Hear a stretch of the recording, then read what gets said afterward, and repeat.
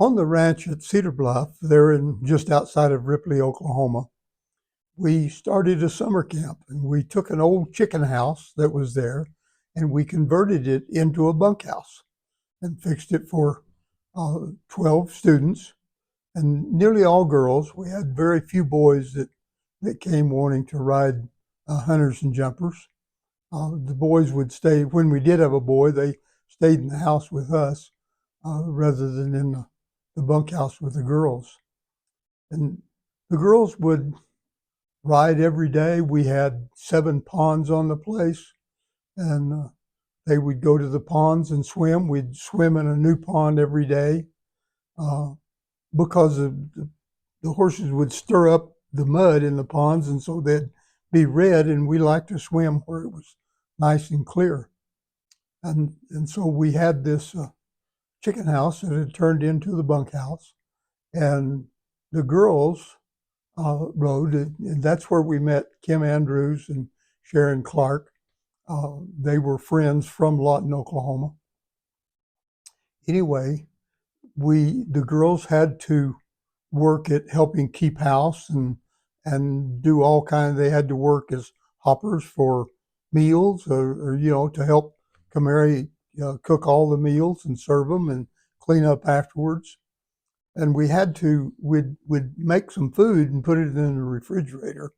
And we started having to label that this is for dinner because Sharon was not a big girl. She was actually pretty slender. She was fairly tall. But one day before we made this rule, we'd made a Jello salad for dessert. And we came in, and the refrigerator was open to the kids to go get snacks anytime they wanted. Sharon had come in that morning and had taken the Jello salad. Now it was enough to feed 12 of us, and she ate it all, ate every scrap of it. And so we had to make it again, but that was okay. But anyway, well, after that, when we had something special that we were fixing for a meal, we'd put a piece of tape on it so that they would know that that's to be left alone. They had to get their snacks from something else. And we had girls coming from all over the country there. And I remember in particular one young lady. I'm not going to. I'll tell you her first name.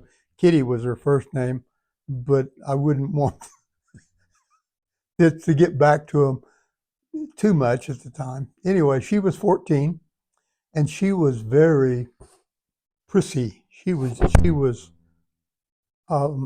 liked everything super clean and super perfect, and her hair had to be just right when she came, and her clothes had to be kept just right.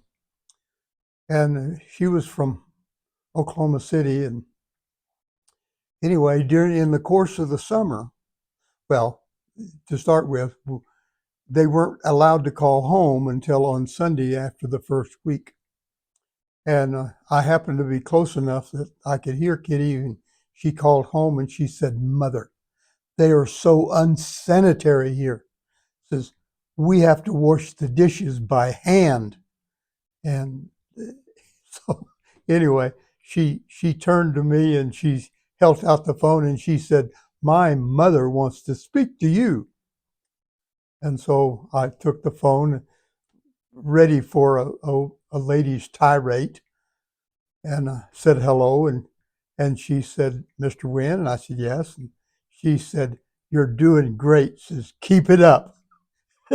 So, and they were there for 6 weeks at a time, and I took them all home, and I had a crew cab, a pickup, and with a 8-horse trailer behind it, and so I could take most of the riders and their horses home, and Kitty happened to be the last one that I was taking home, and she had been asleep in the back seat, and her hair was a mess. She had on a T-shirt that had more holes in it almost than it did shirt, uh, and she had a dirty blanket with her.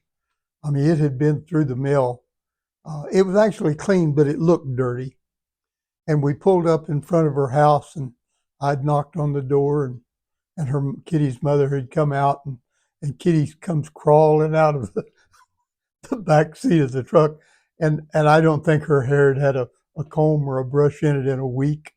And she looked, and I was afraid again I was going to get some condemnation. But her mother looked at Kitty and looked at me, and she said, "It's been a wonderful summer, hasn't it?" Because her daughter had wanted things a little bit too prissy, a little bit too organized. And she had come home just being one of the regular girls and was happy to be that way. So we had a lot of fun with kids, and I'll tell you some other stories about them as we get a little further along.